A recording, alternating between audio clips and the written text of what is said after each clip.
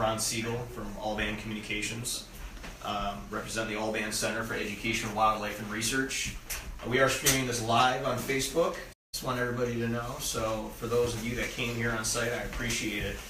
What we're doing today is hosting a meeting for the Robs Creek Deer Cooperative, which is a collaboration of local camps around here who are working together to kind of make some changes around here to improve hunting, improve habitat, improve deer herd, and kind of work in unison with the same type of strategy, so everyone can have a better hunt and we can see our hunting environment here improve. We have Anna Netherling here from MUCC. She's drove up from the Lansing area to talk to us, to guide us on how to start a cooperative, and she's going to educate us on some of that. And I'm also going to have Mike Adams from the Birch Creek Club, who helped start the Robs Creek Deer Cooperative, talk a little bit about why he's doing that. But first, I just want to quickly explain why we're here. Allband is a not-for-profit telephone cooperative. So originally this was started as Allband Communications Cooperative. We, our board, John Riegel, our president, and our other board members, and myself, straight out of school, came up here to try to help people that needed 911. So originally this was started for 911 purposes. We installed fiber optics all over the place because it was a greenfield area, meaning there was no copper, there was no phone, there was nothing. So we got a loan from the USDA. We went through a lot of government hurdles, and we were able to build this amazing network. We now have over 400 miles of fiber. We cover thousands of acres of area, all the way from Curran all the way up near Long Rapids in the Lachine area, north of M32. And we're real proud of what we've been doing around here, and basically that's providing telephone and internet to people that need it. So if we fast forward about 12 years ago, and from 12 years ago and about $14 million in infrastructure investment in the area, we're now at this point where we're saying, well, what do we do with this infrastructure, and how else can we help? We are a community company. We strive to make our community better in many areas other than just browsing the internet.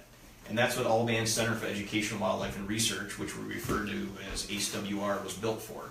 We are a 501c3 nonprofit, and we are looking for new ways to do education and research and economic development and work fair, everything we can do to help the environment. And one of those big pushes we're having right now is natural resource. And I'm going to explain a little bit more about how we're trying to help, but this is a good start. So this is a foundational meeting for some local camps that want to start a co-op, and we're arm in arm with them, and we're really going to try to see this get bigger and bigger over time to try to change the herd, tackle TB, work against invasive species, and bring research entities to the area and get like-minded people that really care about our hunting environment and our natural resource environment to start making change. So that's my quick intro. I appreciate everyone for coming. We do have beverages, some food out here in your packets. We have lots of information about ACWR and some of the things that we're trying to do, and especially some of the home automation products that we now provide over our broadband connections, such as we have a live food plot on the screen when you first walk in here, which you can also access from our website, which is allband.org, ALLBAND. And we actually have a newly planted food plot in the back that's running off our fiber optics with a state-of-the-art solar panel with a high-def camera, and we can watch at any time that food plot out live. And that's an example of one of the things we're trying to do with this. Whether you're doing browsing surveys or you're wanting to monitor your trails or your properties, and we're really getting a lot of push right now with research entities to utilize that technology in these areas where you normally wouldn't see it, to help monitor those buck-doe ratios, the browsing habits, what do they like, what do they don't like, and come up with new ways to start fighting against bovine TB, chronic wasting disease, and some of the other things that are hot topics, especially up in our area where we have a lot of the TB red zone. So Mike, you want to come up and talk a little bit about the Robs Creek Co-op, and then we're going to lead into Anna, and then we're going to take a break. I'm going to, from the QDMA is also here, and I'm going to let him talk for a couple minutes after a break. I'll talk a little bit more about ACWR, and then I really want to get into Q&A and have some questions. If anybody on Facebook has any questions, we're going to be monitoring that feed, and we can try to address some questions. And Lauren with our team and Bernadette will be taking a look at that as well. So, okay, Mike, come on up.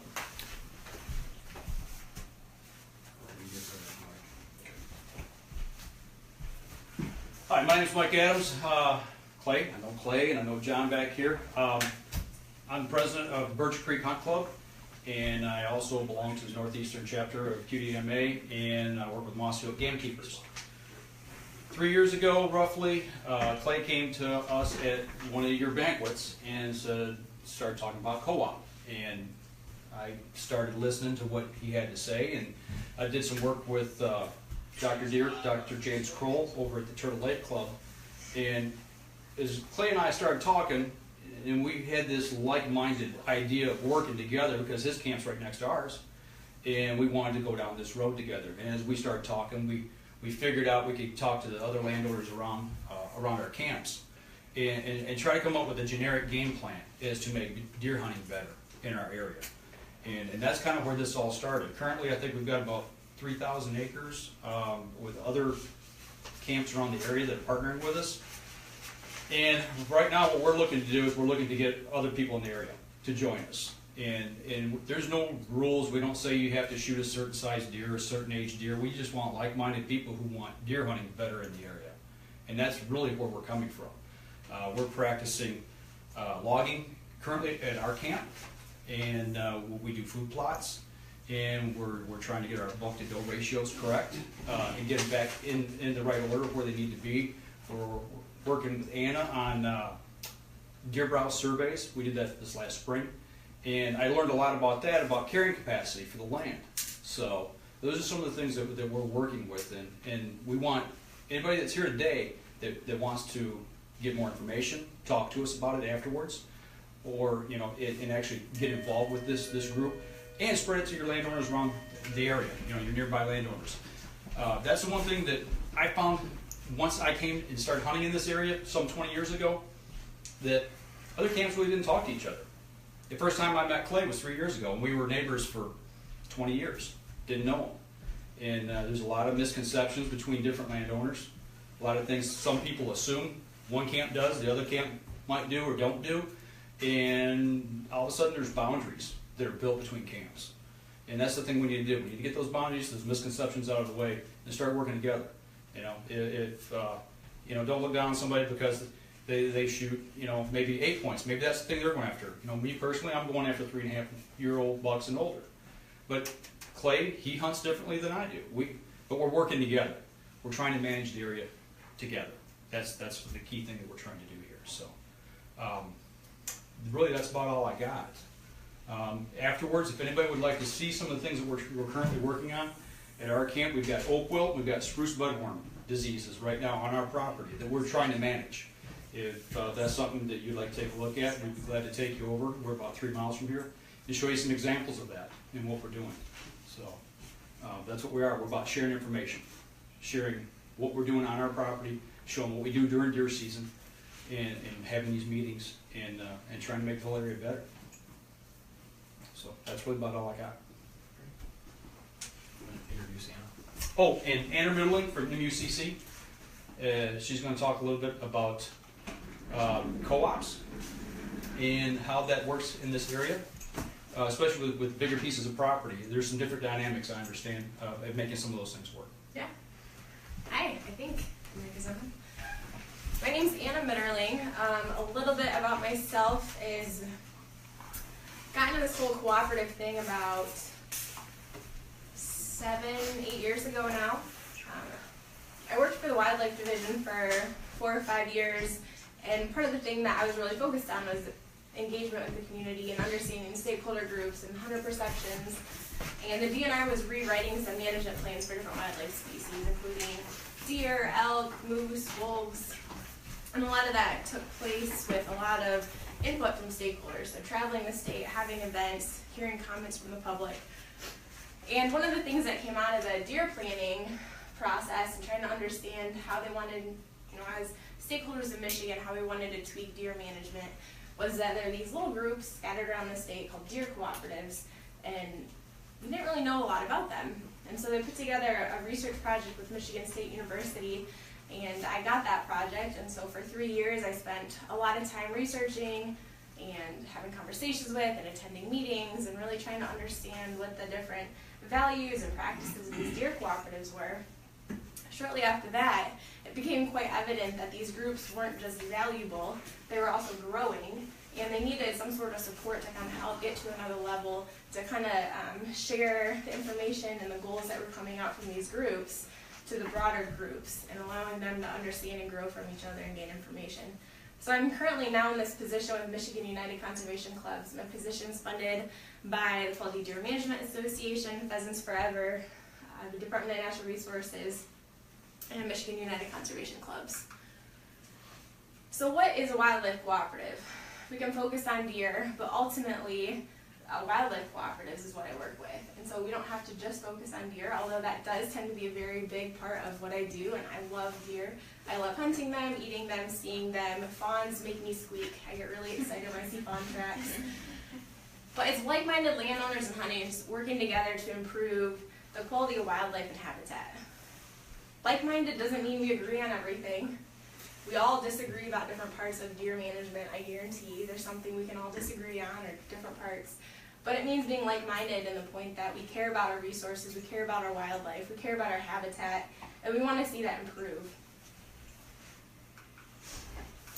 I talked about this. The statewide deer management planning started in 2008.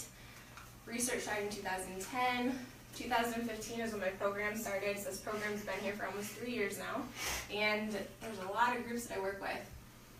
Some of the core values are just collaborations with other groups, organizations, and agencies, which is why it was such a natural partnership and excitement to be partnering with Allband as well.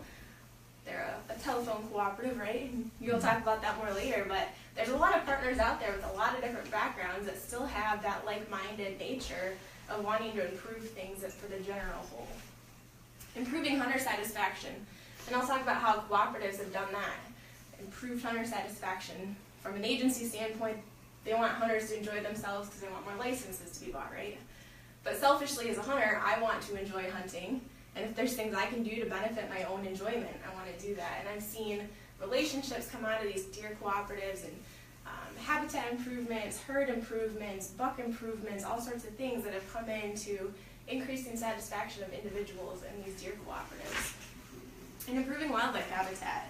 Mike talked about doing a browse study last spring in this area, and being able to just learn about the impacts that deer have on our habitat, and learning that there's things as hunters, as landowners, as just stewards of our natural resources that we can do to make that all better and improve things for the deer, for the habitat, and for ourselves as hunters, and just people who want to enjoy being out in nature. There's over 120 deer cooperatives in Michigan, and I'm working with 30 groups that are focused on pheasants in particular. Some of the things that we're looking to expand in the next year or so is including more emphasis on grassland habitats and pollinator species to benefit monarch butterflies. So when I say wildlife cooperatives, you do way more than just deer, way more than just pheasants, but we're very interested in having diverse ecosystems, diverse landscapes, and having just diverse opportunity for wildlife in general. Most of these co-ops range anywhere from 3,000 to 12,000 acres, and it doesn't take a whole lot of time for them to get to that size, especially when you're in an area like here, where your landowner size is substantially larger than down in southern Michigan, where the average landowner might own 20 to 30 acres. Up here, the groups are going to own closer to 100 or much more, right? So you guys can have a much quicker impact from that standpoint. Membership ranges from 25 to 150. And these cooperatives range from brand new to even a couple that have come right up on 20 years of experience working cooperatively with their neighbors. Parcel versus landscape management. So say we have a 100-acre parcel here. You can do a hell of a lot on 100 acres, right? You can see a lot, you can plant a lot, you can hunt a lot, you can have multiple people out there. But when it comes down to management, it's difficult to have a substantial impact just as one landowner owning one parcel of property. Has anyone trained their deer to stay on their property yet? What? Deer don't know boundaries. You know, they know water edges, right? They're going to interact with that differently, but they have no clue what that parcel line is. They're going to move as they have cover needs, food needs. If there's a lot of disturbances from hunting or other recreational activities, they're going to go somewhere else for a while. So deer move. They use multiple landscapes, multiple areas, depends on the season, and all sorts of other variables. So if we think on our land, unless we own thousands of acres, we're going to have to interact with our neighbors if we want to have a truly large impact on our population of deer in this area. So from a harvest management standpoint, you want to be able to look beyond just your parcel and understand what kind of impact the deer are having on the landscape. Are they overeating? Is there not enough natural vegetation available for them to eat? How are the farmers feeling about what's going on? Are their crops being really inundated very hard? You can tell a little bit looking at your own backyard and looking at trail cameras on your own property, but you get a much better picture of a population and a herd level when you can start looking at other people's properties and share that information. You can start pooling and seeing that deer numbers might be high, or their impacts might be really, really high. Maybe they're low. Maybe they're low in one area and high in another, and you can have those conversations and get a more better grasp and a holistic picture of what could be going on. But you don't know that unless you're talking with your neighbors. From a data collection standpoint, if you want to understand your deer herd, you have to understand what their health is like. So when you're harvesting animals, are you collecting data on them? Do you know how much they weigh, what their antler beam diameters were, if they were a doe, were they lactating? All that information is valuable in telling you about the health of your herd. And the more of that information you can look at and you can gather, the more conclusive your decision-making process can be, because you have something to sink your teeth into. You have some information that helps you move forward in figuring out, all right, maybe my deer do not have much fat on them at all. They should. There's plenty of food. Maybe there's too many deer.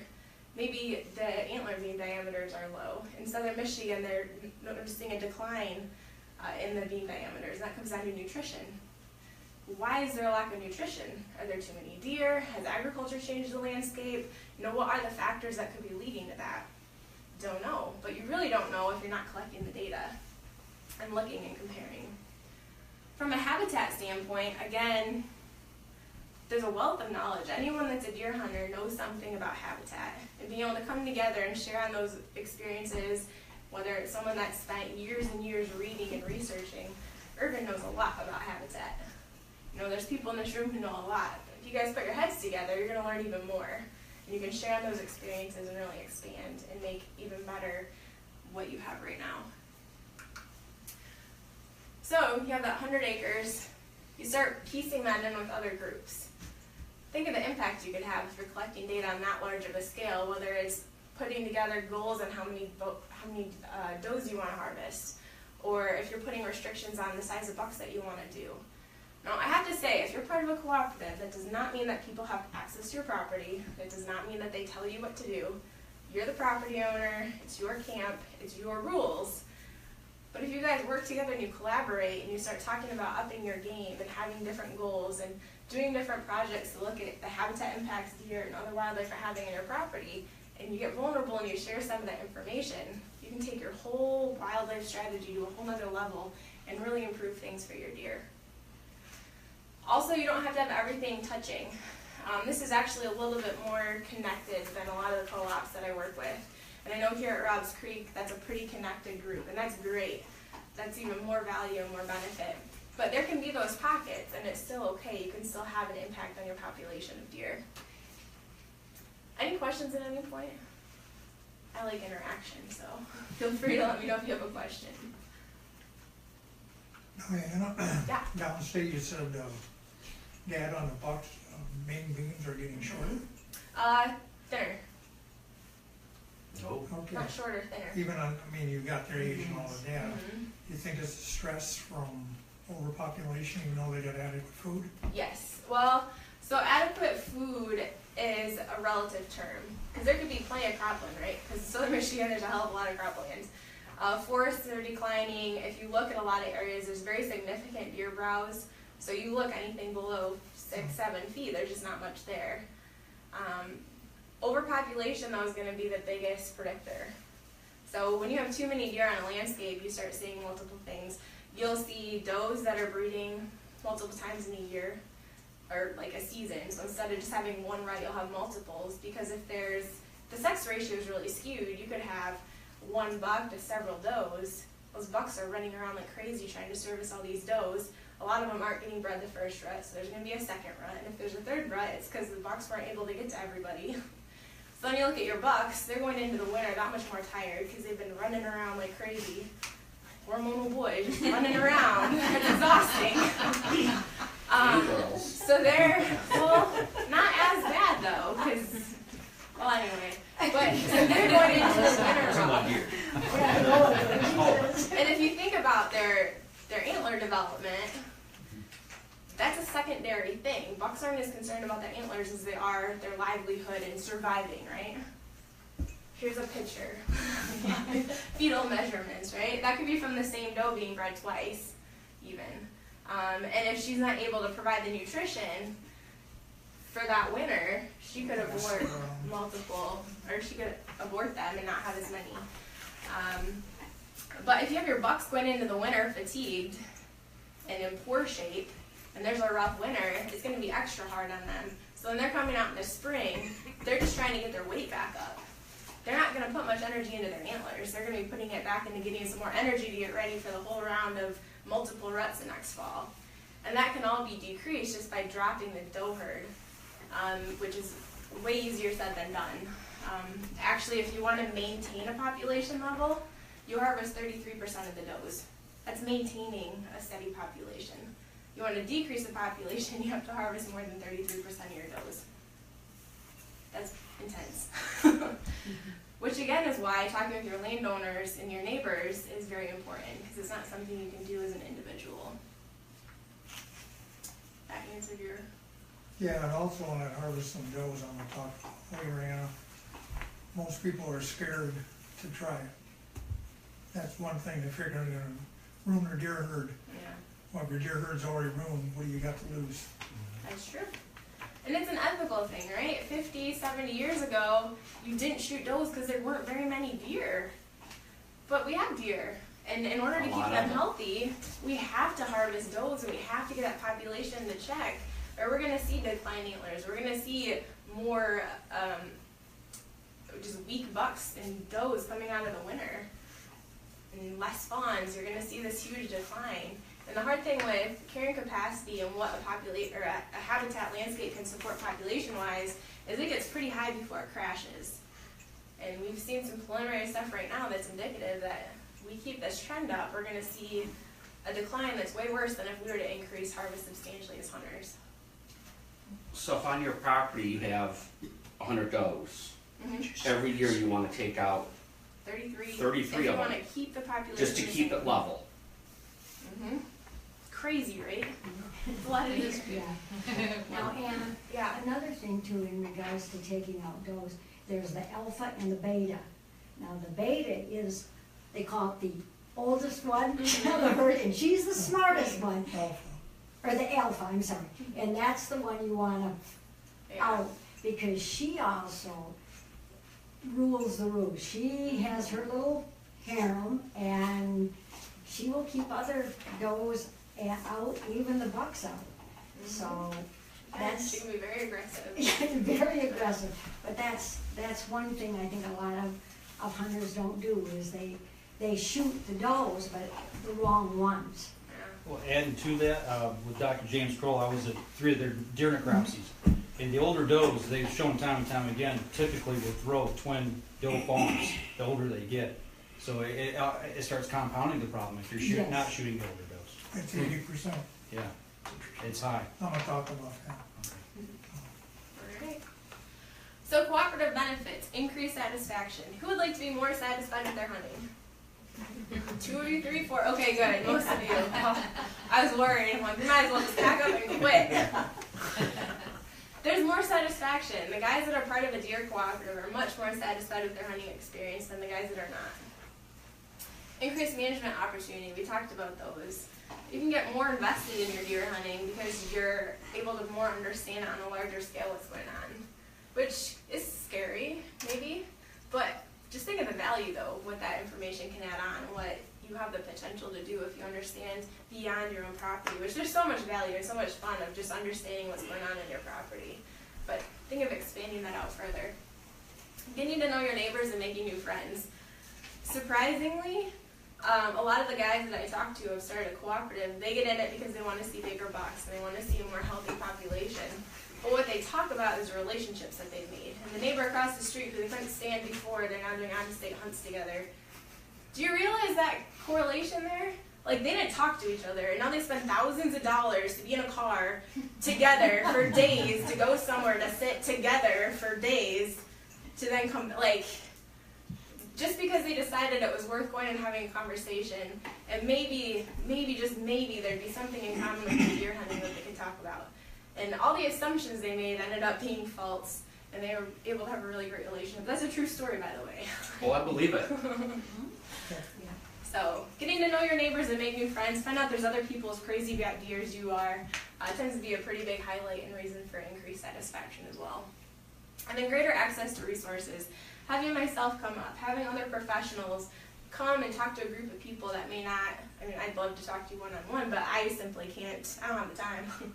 But if there's a group of you, there's people that are willing to come and help you, provide external perspectives on what's going on in your property and what you can do as managers to improve things. So when I talked about those satisfaction levels in the Southern Lower Peninsula, so that's where I did my research, but that doesn't mean that this couldn't extrapolate to here. And from my experience working north of Clare, or whatever you want to consider up north, a lot of the satisfaction seems to be pretty similar as well.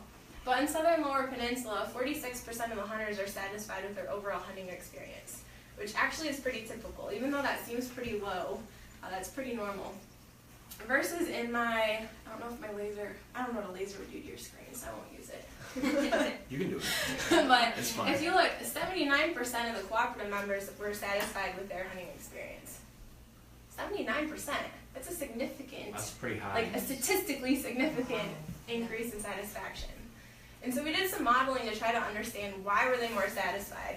We looked at antler score, we looked at antler points, we looked at number of bucks, we looked at number of does, we looked at all these things. And the only thing that was statistically significant explaining why that increase was this concept we called fitness. How they felt they fit in with the group, or belonging. They felt they belonged to something. It didn't mean that they agreed on everything, but it meant they could come to a place, they could be heard, they could discuss their different perspectives, they could come to conclusions or move leaving the same opinion, but they felt they belonged somewhere and they had something in common. And that was why their satisfaction was that much higher. And you talk to guys now, they didn't get a buck maybe the last few years, but a couple guys on their co-op got phenomenal bucks. And because they have a cooperative, it wasn't just Bob's buck, it was a cooperative buck that Bob got. And everyone has ownership in that harvest, and it's exciting for everybody because a lot of the guys had seen him on the camera. You know, multiple property owners, multiple pictures, the same deer. They're all able to be excited about that one harvest. Any questions about that? That satisfaction number kind of corresponds with what they did in the Northwest 12. It's kind of that same number, Yeah. same mindset. Yeah, There's purpose. Everybody has a purpose. Yeah. yeah, And yep. it's my guess. Yeah. Well, and something else, so in the Northwest is where they have APRs, right?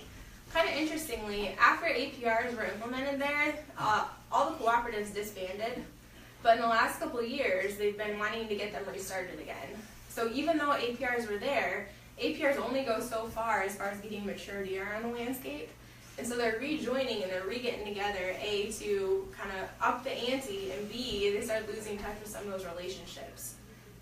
APR? Antler point restriction. So, Another thing too, Anna, about the APRs over in the west side of the state, they found out that the doe harvest had went up almost 15%. Yeah. Yep. And everybody said, wow, how'd that happen? Well, they're managing their herd, trying to get the balance. And this is what Anna's talking about, getting people on board about changing their mindset. hunter management, so just some ideas on how you can kind of spark interest and get people engaged. Having social events, whether it's a euchre tournament, talking about deer while they're playing cards, how bad can it be? Having bonfires, chili, beer, anyone like beer? Barbecues, sharing harvest goals. It's amazing to me. You don't have to point your finger and say, you should pass, whatever, you need to shoot more does. Just living life with people and sharing what you're doing or what your goals are can have a big impact right there. Social pressure, peer pressure, they're pretty powerful. And they help build trust. right? Sharing information, whether it's harvest data, anyone scared to share trail camera pictures? That can be the biggest gateway to having people be engaged and active in what you're doing if you share a trail camera picture.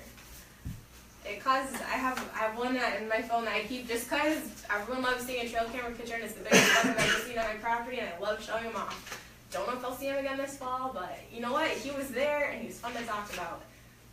You can share with that as well with your co-ops or your co-op members. Facebook, a lot of the groups have closed Facebook groups that they'll share their pictures on. That way they know who's seeing them. But you can share them because it's fun. And if you know the bigger bucks out there, are you going to shoot the smaller buck knowing the other one's around? You might, but you're going to think about it a little harder before you pull the trigger. And if you see that your neighbors are harvesting more does, you might wait and see what happens, or you might jump in. My research, that was something that we looked at, was behavioral influence. And if multiple guys were shooting multiple does, that tended to influence the behavior, and other guys would start shooting more does too. So just kind of sharing your experience and showing what you do and talking about that does make a difference. Just in case you aren't part of Rob's Creek or in this area and you're interested in starting a cooperative, I recommend you check in with your neighbors. It is a lot of work. You gotta applaud guys like Mike who are out here trying to start and keep these going. It takes a lot of energy and time, especially up front. If you can have multiple people helping you out, it helps spread the burden a little bit. Connect with me. I love to help get these groups started, especially at the very beginning when there's just the 4 or 5 of you that want to get this started. I'll come, we'll sit down, and we'll talk about what your goals are and talk about different strategies and ways that you can communicate out to the people in your area. Every area is different. What I'm saying to you guys may not matter at all to some of you. It may be a big deal to some of the other ones of you.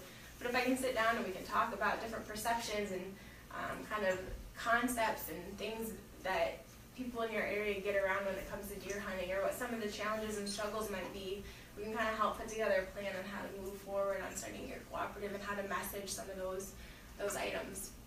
You want to create goals and guidelines for your cooperative. They're not rules, they're not mandates, just a list of guidelines and things that as a cooperative you would like to see accomplished on the broader scale. Then you want to plan and advertise for an initial meeting and get the word out there to the greater public. So some of the resources, there's me, there's wildlife biologists. You guys don't have farm bill biologists up here, but in your conservation districts you have foresters. I've worked with a couple of them up here. They're great, they're phenomenal. There's private consultants, there's online tools. I have a business card over there that has a landowner guide on it. There's a shortened link on there. Anything you're interested in managing, from just backyard flower gardens to grassland habitats to forests, there's all sorts of different tips and tricks for managing different ecosystems.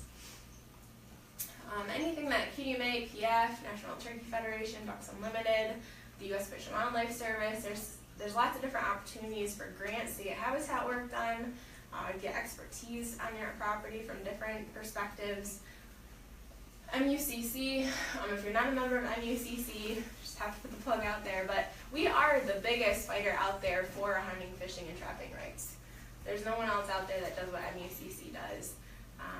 Talk about year-round coyote hunting, MUCC. Talk about fighting to just protect our deer management and we're working really hard right now to keep Farm Bureau from getting their nose too deep in the APR stuff and all the different things that you guys, especially in this area, are living and breathing from the regulation standpoint.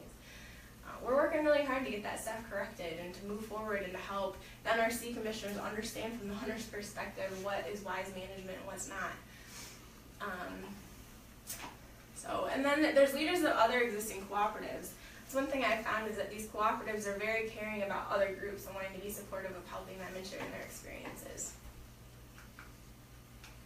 I have another card out there, the MyMast. If you guys are interested in fun cell phone applications, this is an app you can download on your phone. And what you do is you go out onto your property and you find a couple mast-producing trees. It could be oak trees, it could be raspberry plants. But going out there every year and kind of tracking the production on your property. No one's going to know your secret oak tree hunting spot. Everything's kept at a county level, but MSU uses that information just to kind of track mass production over time, and they can run that against other numbers and other data just to kind of see what the habitat's producing. So that's my email and phone number. Those are my partners that fund this program.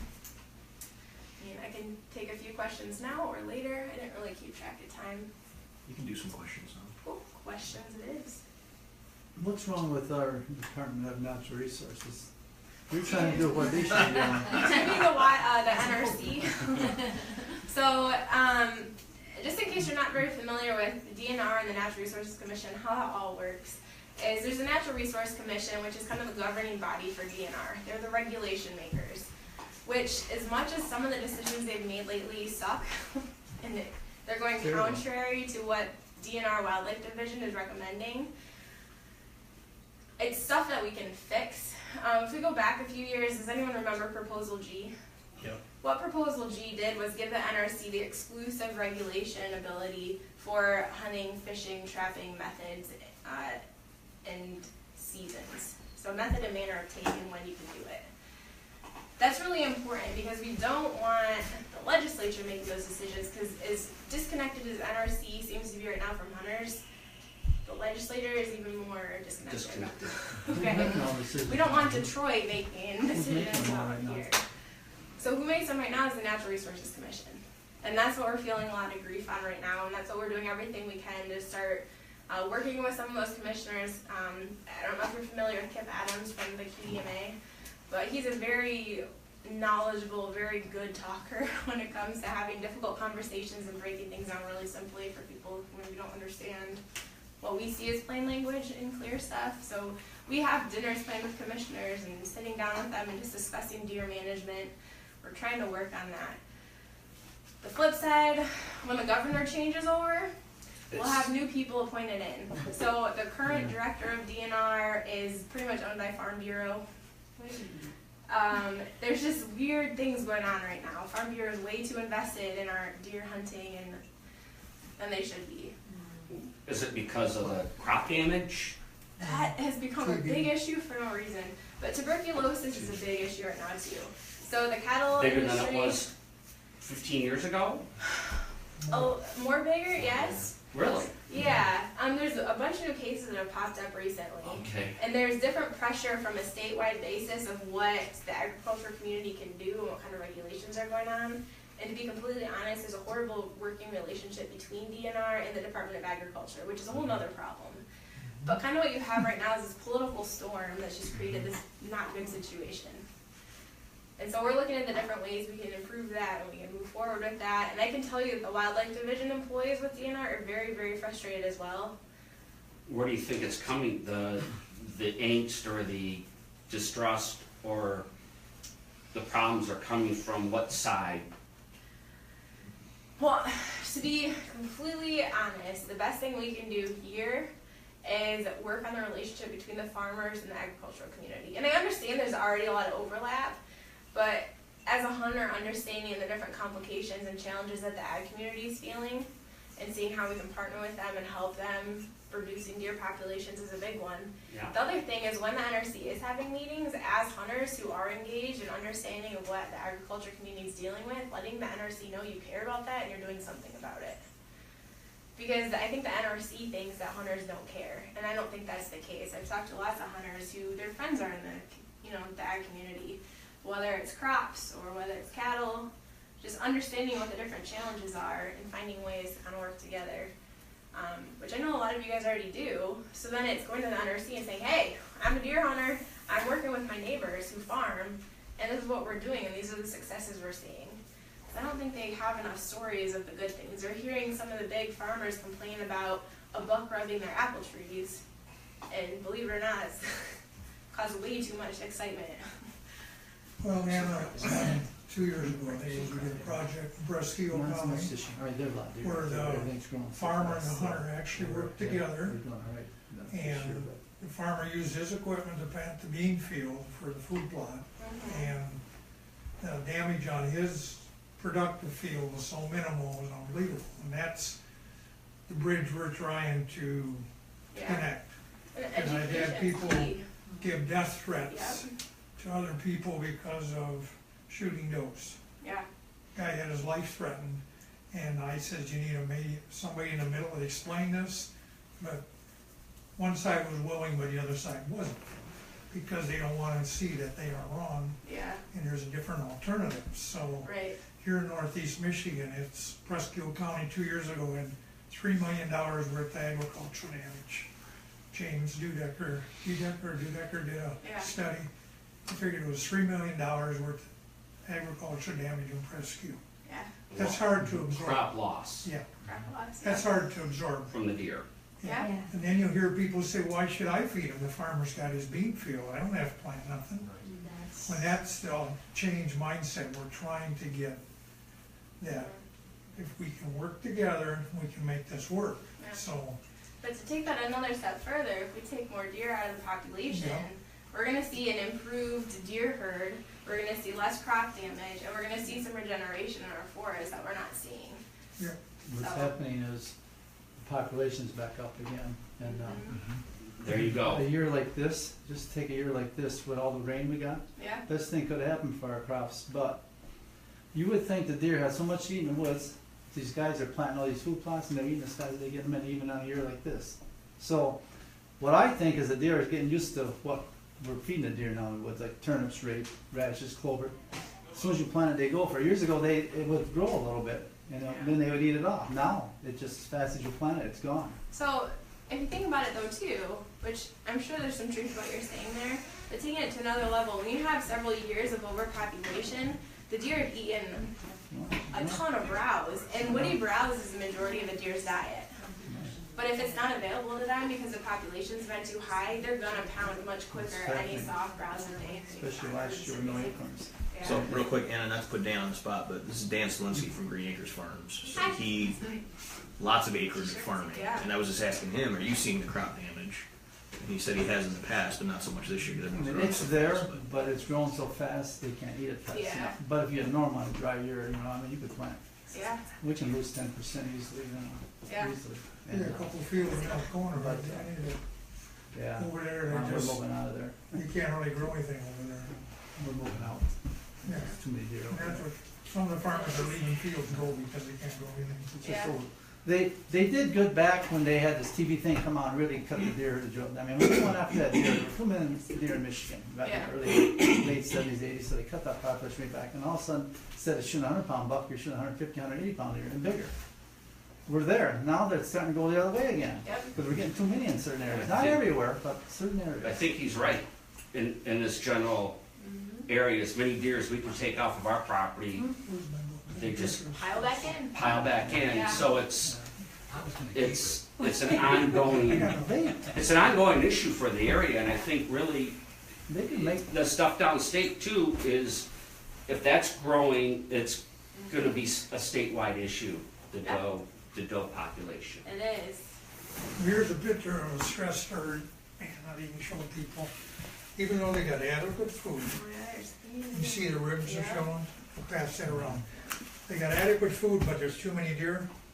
Look, you can see the stress on those deer are just, I the think social the stress. herd's pretty healthy yet, but it's gonna go the other way if they don't start, we don't start That's what's taking care of starting. And it. I should have, if I was fully thinking, I would have had the graph up here, but there's this graph. So just ooh, I have a whiteboard.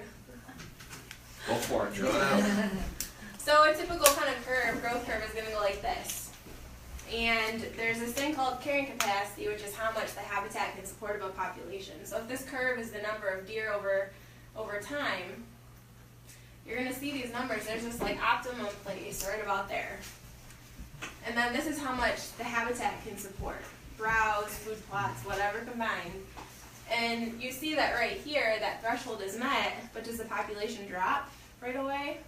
No, it keeps going for a while before it goes. And what actually happens is it crashes. And so once you hit that point of overpopulation, it's just a matter of time, which is, so I teach environmental science in community college, and I tell them, is like, this is why hunting is important, because we don't want to see a massive decline like that. That means that we have a ton of very sick, very starving deer, which nobody wants to see that. But the benefit of hunting is that we can hit that before that happens. And we can protect and we can cultivate a herd that's healthy, that's nourished, that's producing healthy little fawns, which I get squeaky about fawns, I love them. And you see the bigger bucks, you see healthier does, you see all sorts of problems that are mitigated, including agricultural impacts, just by keeping the number below the carrying capacity. The hard thing is that means you have to get comfortable with seeing less deer from your tree stand. But the benefit is you see better quality deer from your tree stand. I had a neighbor tell me one day, we leased this farm, and he says, I don't see the deer. I used to sit in my window and watch 50 deer out there. And I says, you know, Richard, I says, there's 50 acres of soys. There's 18 on the corner, 18 around the corner. We got 70 around your farm, and the neighbor's got 100. I says, when I drive by in the evenings to look at our crops, there's deer all over. They're spread out more. If there was only one field of soys, that's where they all were. Yeah. They're spread out. They're there. They're not all in the same area now because the food's Yeah. spread out. Yep. So we need to take these deer down a little bit. They're healthy right now. I mean, I can see it, but we just got to get more does, make these guys shoot them does, and cut this $2 thing out. I'm serious. That's a bad one. I don't know who designed that law, but take $2 a year. I think, I remember we used to just shoot 4. Years ago, you could shoot $4. Never seen, I'd see it. 2 for bow and 2 for gun, I think. Yeah. Is that, Buffalo, and you could get one. and So then, now to keep this doe population out, they got to work on that Feed five end as of it. big as a doe. It can be controlled, but it's going, I'm telling you, it's going the other way right now. I can see it. Yeah. And you know what? This no baiting thing is the worst thing ever happened. I mean, not no baiting, the winter feeding. Where's deer gonna go when they're hungry? They're gonna go where the food's at. And where's that? To the farmer's yard. I had 15 ton of deer. I had round bales out there. All of a sudden, I got 100 deer in my yard. I used to leave 4 acres of corn. It would last all year till spring. Now it's gone by the first of the year.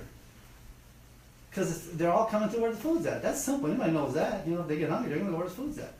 So they need to figure this out.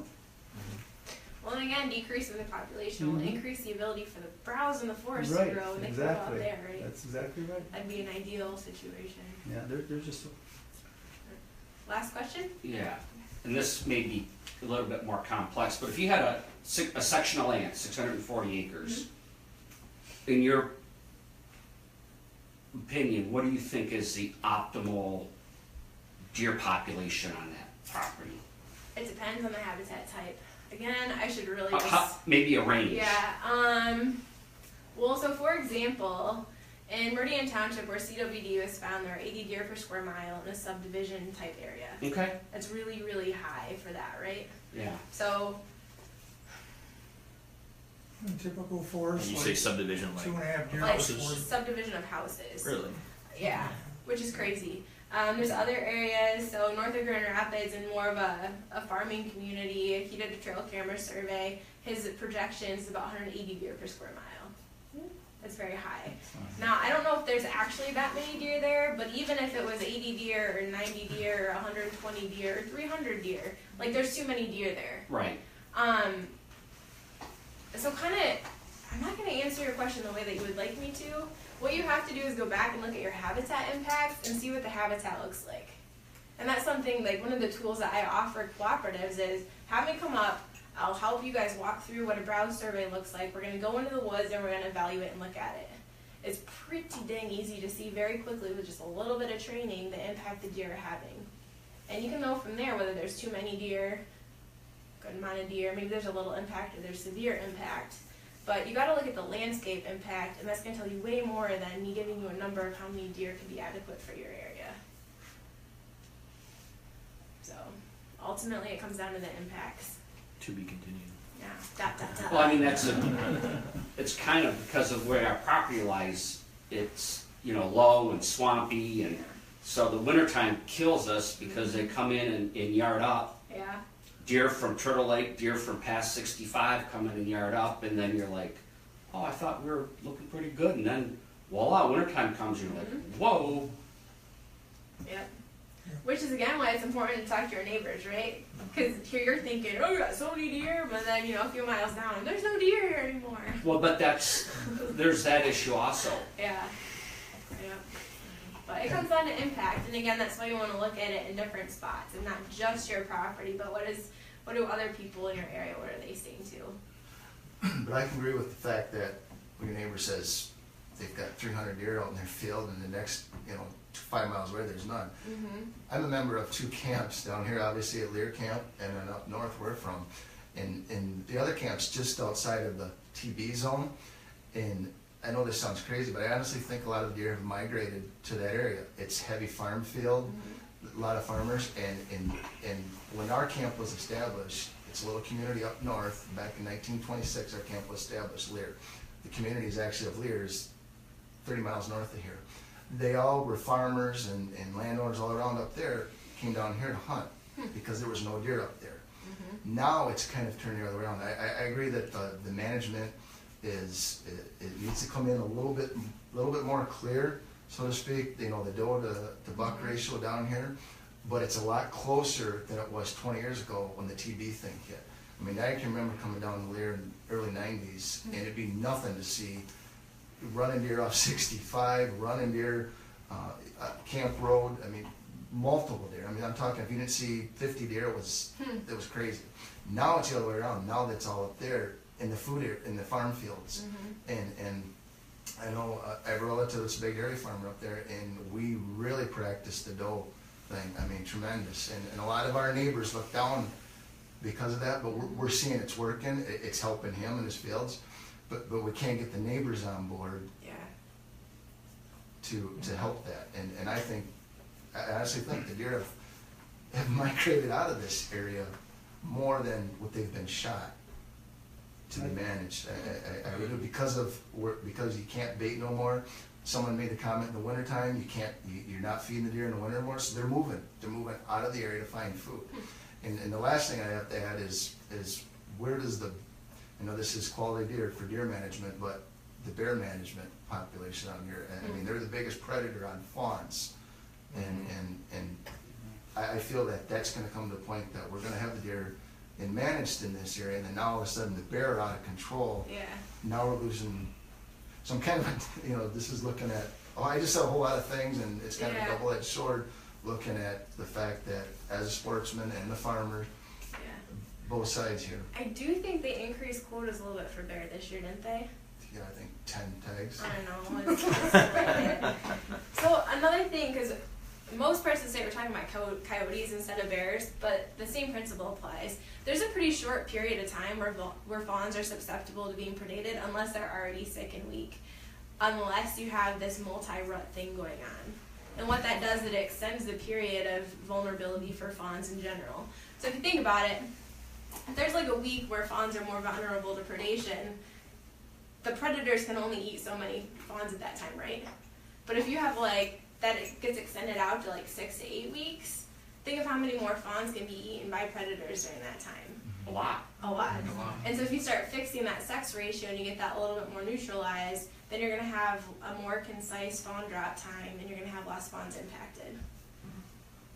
Are you familiar with the study that Dr. Mark Gardner from Michigan State wrote? That is a very I don't know, maybe? That's not enough information for me to know. He came up here before baiting was outlawed, and I helped him catch hundreds of deer. Okay. And we collared them. And we used to, our club is, as the crow flies, about 2-3 miles east of here. Okay. And it runs almost 2 miles long and half-mile wide. Okay. And we used to winter feed. We had back then, in those dollars, we winter fed around $10,000 a winter. Okay. Okay, and we spread the feed out. We had automatic feeders. We used high quality pellets. We used, we also had gravity feeders, and we also had hay. Okay. And we used to use a gentleman out of Curran, and then I met Dan Smolinski, and then we did it with Dan for many years also. And then they came out and they made it illegal. Well, when that happened, we collared deer. And we found out how far these deer ranged. They would go a long ways, and this is no guesswork. We could tell you exactly where we caught a deer, where it had fawns, and where it migrated to get winter feed. Yeah. How far away, John? Oh, up to his farms. We had deer from Birch Creek Club go to Cummins. How many miles is that? Oh, as from Cummins, Clay would know. How far is it from 20 miles? Round numbers. They had a girl from Turtle Lake that Yeah, we had deer from our club go to Cummins. We had deer from our club go south of Aspen Alley in Curran. So We had our deer from our 15 club miles. go up to the Black Farm, which is on 65. Yeah. Now that's, I don't know how far it is to the Black Farm, that's gotta be 20 miles, that's a long You're ways up there. gonna be Dan anyhow, so 15, So we- 20 miles, maybe 25? So we did this deer survey, and we went out there and we said, listen, maybe there is a case for supplemental feeding to keep the deer in this core area, because this isn't farm ground. I have spent hundreds of thousands, and that's not an exaggeration. Easy. Since I've lived here in '97, I have spent hundreds of thousands of dollars Easy. trying to develop 80 acres of food plots. We have trucked in lime, fertilizer, done soil tests. This isn't, we don't have the organic matter in our soil to make this excellent farm ground. Right. And I've hired the best guy that there is to plant food plots, And that's right here, right there. right here. And he has, when he pulls a piece of equipment in, it's usually about $200,000, $300,000 worth of equipment. So we're doing this, and we're doing it big time. Yeah. Okay, the problem is that we have no control of the inventory. Okay, so we don't have any supervision from the state level down. We don't have any cooperation from the state. I started a cooperative just like this one 7 years ago in Missouri. Okay.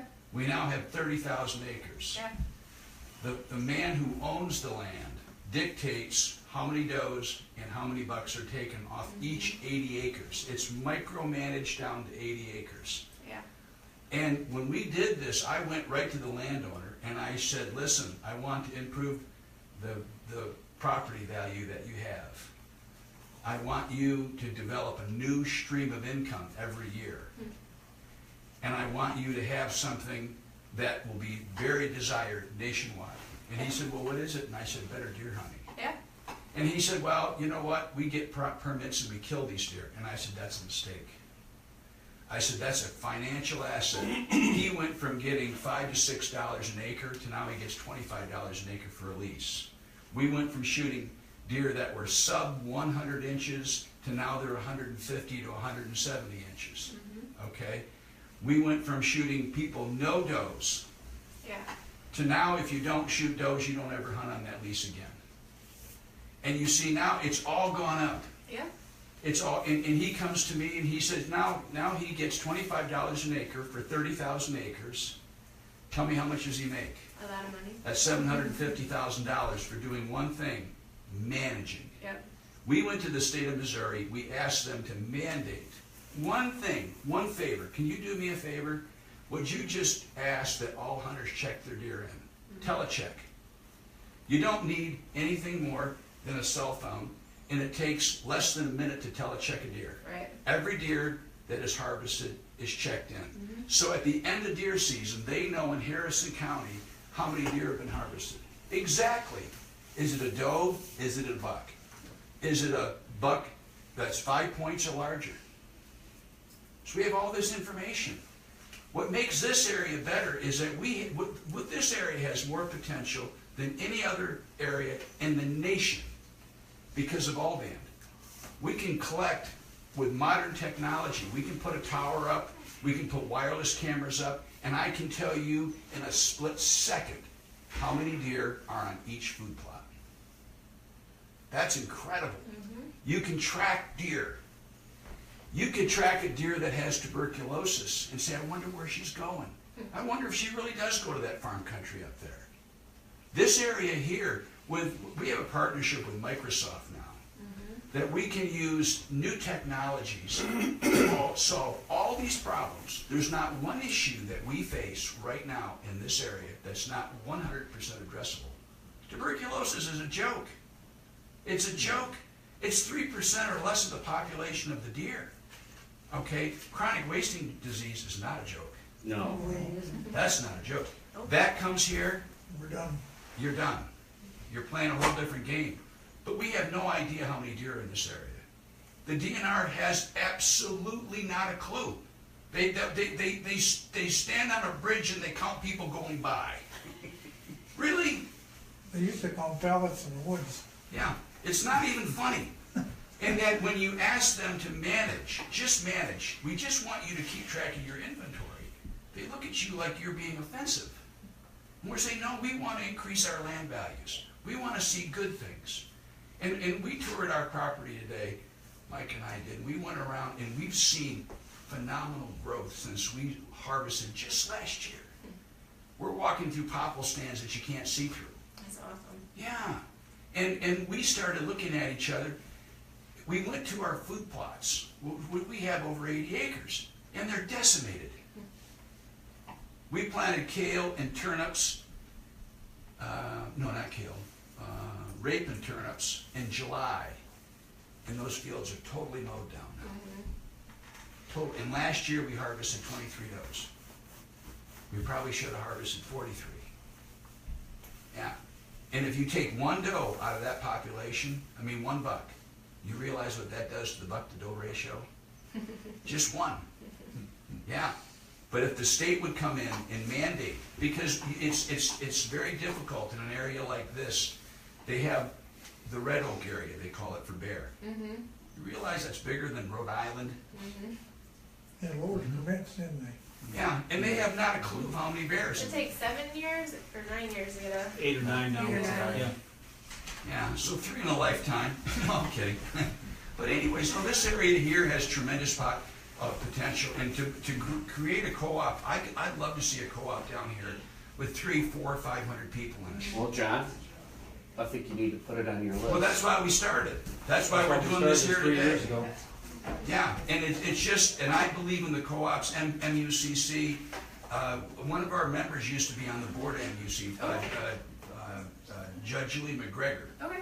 And he was a federal courts judge, and he was real big. We've been active in MUCC for years and years, and I believe in it, and the co-op thing is the way to go. And we do have the ability to protect the farmer. Like when I lease land down there in Missouri, and I pay the farmer to plant my food plots for me. And he tells me how many deer I have to shoot. He says, this year you're shooting 6 does, and you're shooting 1 buck, and that's it. And I said, okay, so you shoot 6 does and you harvest 1 buck. But I can show you pictures that you wouldn't believe are possible without a fence. And it's on private land. And it can happen right here. Yeah. It can happen. There's no reason they can shoot. And we went from shooting deer like what we shoot around here to shooting deer that are 170, 180, 190 inches. And people say, oh, you can't do that in Northeastern Michigan. I say, how many times have you tried to let a deer go to get 7.5 years old? That's right. Well, I think you can get there because Turtle Lake is already doing it.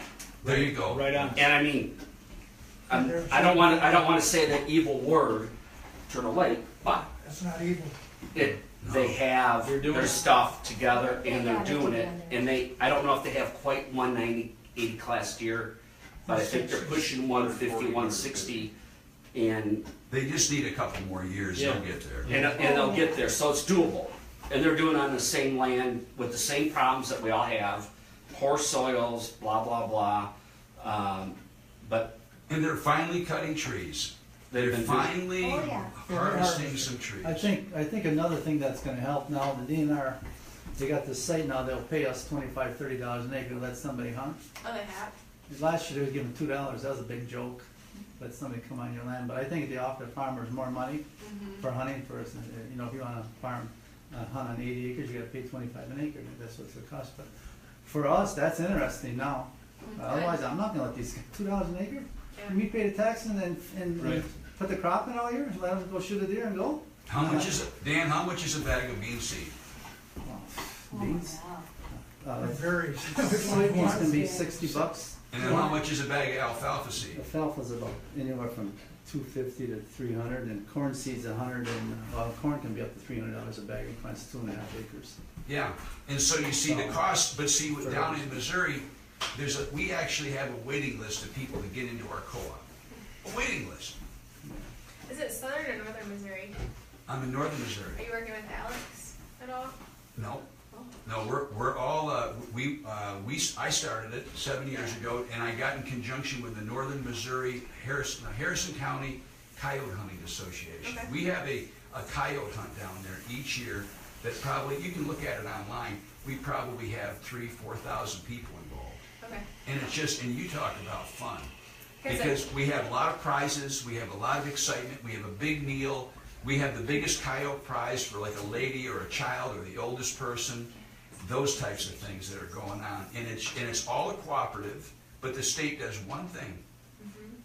They just keep track of how many animals are killed. Yeah. And then the biologists, And where you need to go for the next season, how many does you need to take out, I'm guessing, and well, the DNR doesn't even go that far. They just give us the information and let us as a landowners make those decisions. But so Alex Foster is my position in Northern Missouri, so I can get you in touch with him if you're interested. We've done so well just as a group. You can give him information, help him grow other groups more too. Yeah, maybe. Yeah. Okay. But they did have a call in, and my suggestion for Northeast Michigan was all deer be registered to find out what our TB rate is. It fell on deaf ears. You see, they could call here. You know, and We that have the was, telecommunication system here. and that would be very easy. You shoot a Yes. deer, you got 24 hours to Yep. call it in. They do it in these other states, and it's relatively easy. Yep. But Is that awesome? And that's one of the initial efforts we're gonna have with this portal we're designing. because I mean, we got 6 counties here, or 4 counties, where really with the TB core, and we have no idea what the TB rate is. I mean, Yep. they say it's 2%. I process my own deer, I don't take no heroin, you know? Yep. So how many deer are actually, the ones that are being brought in is the ones that guys wanna get a new And that's tag not an offense. because the deer was sick or And that's something on wrong. 80 acre A healthy days. deer, guy says, well, I can take it. And that's not the biggest. So, that was a big issue for better here. Northeast something, and Michigan. the last, this one was. You know, it's we're gonna stop for a quick break here, but it's a great conversation, great input, and this is essentially why we're here, and why a phone co-op is here is because we have this amazing technology in this area where normally it doesn't exist. So how can we use that? Okay, and that's what we're trying to do. We're trying to be a facilitator and bring everybody together. So real quick, we're gonna take a quick break. We're running a little bit over, but that's okay. We're having a great conversation. We're gonna come back and talk a little bit more about HWR. Irv's gonna talk a little bit from QDMA, and we'll have some more conversation. I just want to note, everyone here is getting entered into a drawing for a beautiful Remington rifle that we're gonna draw on November 1st. Anybody watching online, once we post our video, if you comment, and please like and share, and get the word out on what we're trying to do. But if you comment on that, you also are going to get entered for that rifle. And then before you guys leave, we're going to do a little giveaway for a $50 gift certificate from A1 Woods and Waters out of Hillman. It's a great store. If you haven't been in there, I'd check it out. And you know, we support them and they support us. So we're going to take a quick break. We'll go live again a little bit, get some refreshments, some food, and we'll keep going. And if we go a little bit past 3, I'm fine with that because we're having a good talk. So Anna, thank you. That was great. And we'll be back. If you haven't filled out one of these yet, make sure that you do.